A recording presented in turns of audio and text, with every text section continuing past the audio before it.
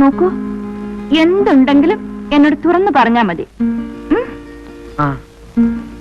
ഞാൻ ഒരിക്കലും അങ്ങ് സംശയിക്കരുതായിരുന്നു. അങ്ങ് എന്നോട് ക്ഷമിക്കൂ. എല്ലാം എന്റെ സംഗീത ഭ്രാന്തം കൊണ്ട് സംഭവിച്ചതല്ലേ.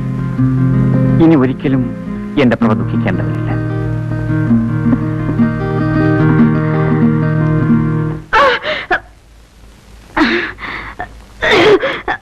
പ്രഭേ, വയറ്റിനെന്താ സുഖമില്ലേ? നീ ദഹിക്കാത്തെന്തെങ്കിലും കഴിച്ചോ? കണ്ട കപ്പയും പുളിയും ചക്കയും ഒക്കെ വലിച്ചു വാരി തിന്നിട്ടായിരുന്നു. ശരി.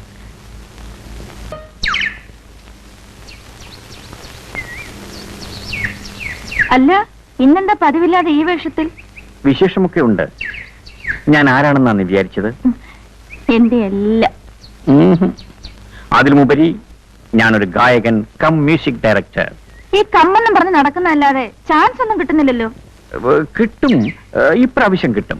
പുതുമുഖങ്ങളെ മാത്രം പങ്കെടുപ്പിച്ച് നിർമ്മിക്കാൻ ഉദ്ദേശിക്കുന്ന ഒരു സിനിമയുടെ ഡയറക്ടർ ഇന്ന് ഹോട്ടൽ പാരഡൈസിൽ വരുന്നു.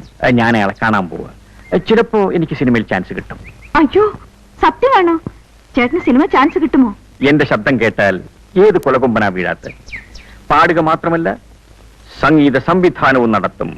എന്റെ ദൈവമേ, എല്ലാം നമ്മുടെ കുഞ്ഞിന്റെ ഭാഗ്യമാ. ആണല്ലോ. പിന്നല്ലാതെ. എങ്കിൽ 50 രൂപ എടുക്ക്. 50 രൂപയോ? അതെന്തിനാ? ഇരിക്കട്ടെ, ഒരു വഴിക്കിറങ്ങുന്നതല്ലേ. തരാം തരാം. സാറിന്റെ പടം എന്നാ കളറില്ല? കളറ്. അല്ല, വേറൊരു സാർ എനിക്ക് ചാൻസ് തരാന്ന് പറഞ്ഞിട്ടുണ്ട്. ബ്ലൂസിലും കളറില്ല. അതിന്റെ ഡാലിയ കലക്കും. ശരിയാണോ സാർ? ശരിയാണ്, ഞാനല്ലേ പറയുന്നത്.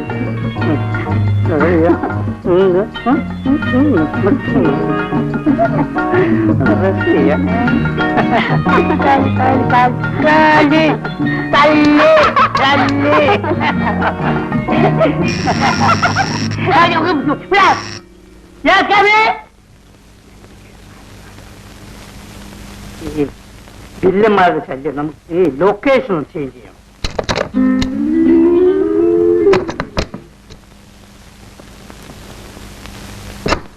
നമസ്കാരം സർ. സാറിനെ ഒന്ന് കാണാൻ വന്നതാ. എന്റെ പേര് രവിപ്രസാദ്.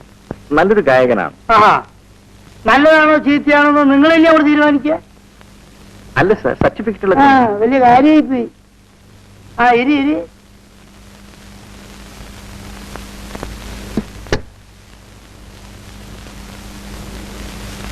ഇവിടെ ഇവിടെ സ്കൂളിൽ പഠിക്കുമ്പോ സംഗീതത്തിന് കിട്ടിയതാ. ഫാൻസി ഡ്രസ്സിനും ഫസ്റ്റ് പ്രൈസ് കിട്ടിയിട്ടുണ്ട്. സാർ, നന്നായി മ്യൂസിക് കമ്പോസ് ചെയ്യാനും അറിയാം.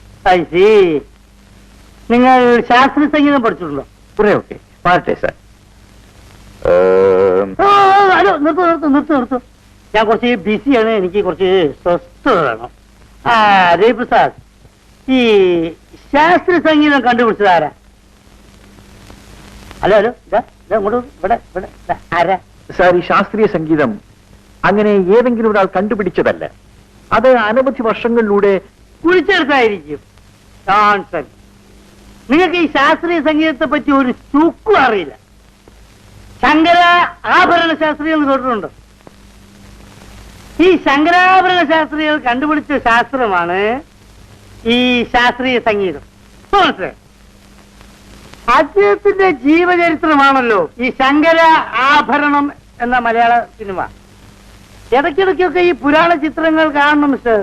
നിങ്ങൾ ഈ ഗായകനാണ്, മ്യൂസിക് ഡയറക്ടറാണെന്നൊക്കെ പറഞ്ഞ് ഈ ഫയലും തൂക്കി പിടിച്ചുകൊണ്ട് നടന്നുകൊണ്ട് ഒരു കാര്യമില്ല. ഫിഗറൊന്നും കൊടുത്തിരിക്കൂ. ഒരു ചാൻസ് കിട്ടിയാൽ രക്ഷപ്പെട്ടു പോയിക്കോളൂ. മനസ്സിലായില്ലേ? ഒരു ചോദ്യം ചോദിച്ചോട്ടെ, യേശുദാസിനെ കുറിച്ച് നിങ്ങളുടെ അഭിപ്രായം എന്താ? വളരെ നല്ല അഭിപ്രായമാണ്. ഒരഭിപ്രായം ചോദിച്ചാൽ നിങ്ങൾക്ക് ഇഷ്ടമുള്ള അഭിപ്രായം അങ്ങോട്ട് കുറെ പറയാം. ഹലോ ഹലോ, അപ്പൊ ഞാന് അവിടെ വെയിറ്റ് താഴെ നിൽക്കും. ഞാനിപ്പോ വരാം. ഓക്കെ, നിങ്ങൾ രണ്ടുപേരും കൂടി ഇരിക്കും. എന്റെ പ്രൊഡ്യൂസർ താഴെ വന്നിട്ടുണ്ട്.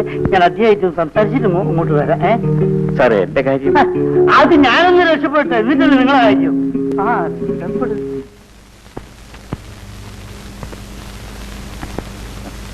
എനിക്ക് മനസ്സിലായില്ല. ഞാൻ സിനിമാ നടി ഡാലിയ. ഡാലിയ? സിനിമ നടിയോ? അതെ, ഞാനിപ്പോൾ ഫീൽഡിലേക്ക് ഇറങ്ങിയതേ ഉള്ളൂ. ഈയിടെ റിലീസായ കുളിക്കുന്ന സുന്ദരി കണ്ടോ? അതിലാരായിട്ട്? ഇന്റർവെല്ലിന് ശേഷം നായികയും കൂട്ടുകാരികളും ആറ്റിലിറങ്ങി കുളിക്കുന്ന ഒരു സീനുണ്ടല്ലോ. നായികയുടെ പിറകിൽ 5ാമതായി കുളിക്കുന്നത് ഞാനാ. ഓ,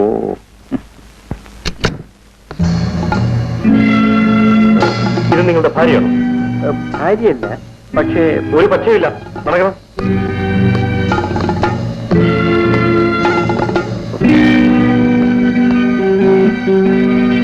കോൺസ്റ്റബിൾ, ദേവിപ്രസാദിനെ കൊണ്ടുവരൂ. ഇവിടെ ഒപ്പിടും. ഇവിടെ.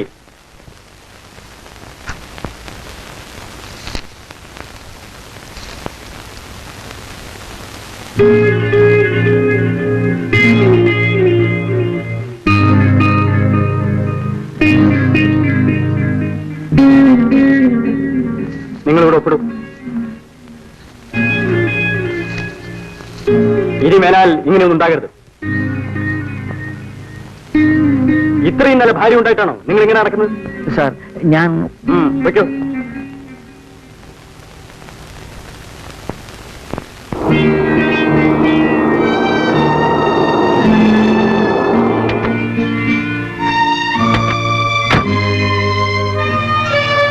ടാക്സി വെയിറ്റ് ചെയ്യൂ. പ്രഭേ, സത്യമായിട്ട് മനസ്സറിയാത്ത കാര്യത്തിന് എന്നെ പോലീസ് പിടികൂടിയത്. പ്രഭേ, പ്ലീസ്. ആ ഡയറക്ടർ എന്ന് പറഞ്ഞവൻ രക്ഷപ്പെടാൻ വേണ്ടി അതിനെ കരുവാക്കിയതാണ്. എന്റെ മണ്ടയ്ക്കറ്റമേ, ഇനി എങ്ങനെ ഞാൻ സത്യം വിശ്വസിപ്പിക്കും?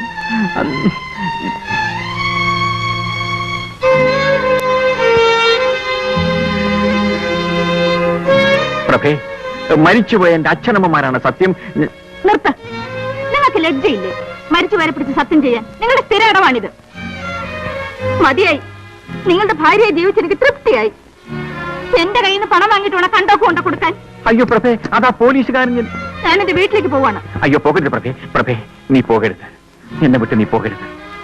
ദോ, നിന്റെ വയറ്റിൽ കിടക്കുന്ന നമ്മുടെ കുഞ്ഞിനാണ് ഞാൻ നിരപരാധിയാണ്.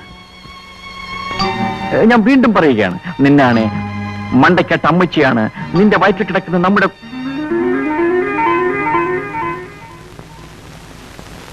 എനിക്ക് നിങ്ങളെ വിശ്വാസമാണ്.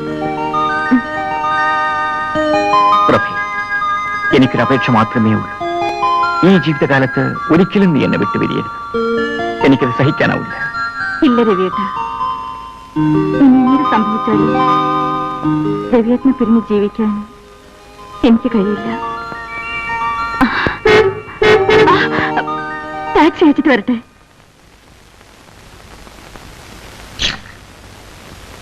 പോയിക്കോളൂ. ഒരു 10 രൂപ കൊടുത്തേ. 25 രൂപയോ? അത് കൂടുതലാ. അത് കൊള്ളാം. ടാക്സി വിളിക്കുമ്പോൾ ആലോചിക്കണമായിരുന്നു. എന്താ പ്രഭേ? ഞങ്ങൾക്ക് 25 രൂപ ആണെന്ന്. മിസ്റ്റർ, ഇതുകൂടെ കൊല്ലുന്ന ചാർജാ. അപ്പോഴേ സാറേ, ഓശാരൊന്നുമല്ല, പെണ്ണു കേസിന് പിടിച്ച സാറിനെ പോലീസ് സ്റ്റേഷനിൽ നിന്ന് ഇവിടെ കൊണ്ടുവന്ന ചാർജാ. പ്രഭേ, രൂപ കൊടുത്തേക്ക്. നമ്മൾ എന്തിനാ ഇവരുമായി വഴക്കുണ്ടാക്കുന്നത്? നമുക്ക് അന്തസ്സൊക്കെ ഇല്ലേ? രൂപ കൊടുത്തേക്ക്. നടക്ക്.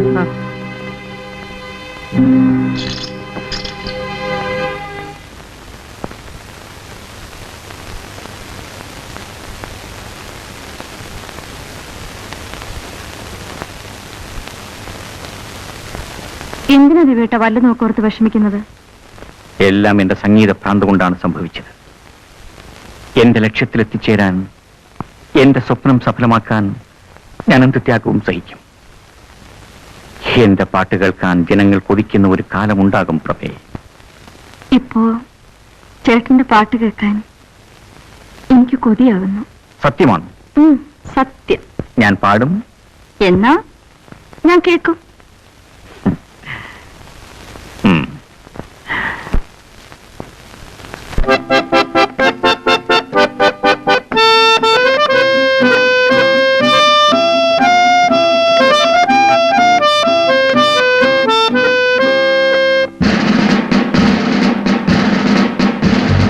ഞാനൊരു മലയാളി, പാടും തൊഴിലാളി, നാടിൻ മോചന രണാങ്കണത്തിലെ പടയാളി, പടയാളി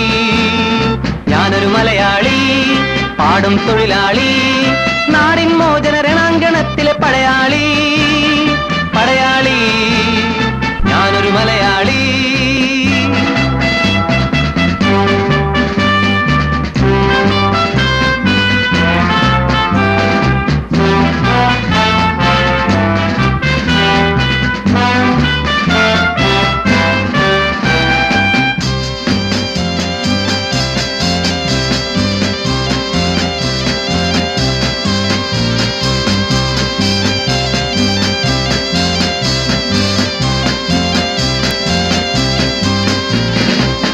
ഹിന്ദു മുസ്ലിം ക്രിസ്ത്യാനികളെ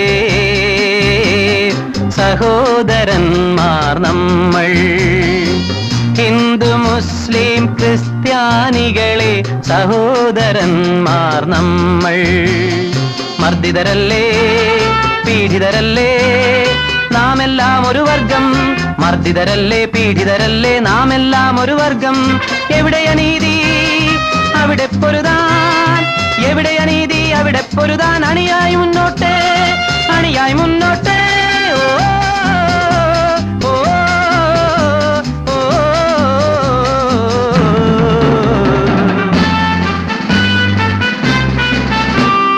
ഞാനൊരു മലയാളി, പാടും തൊഴിലാളി, നാടിൻ മോചന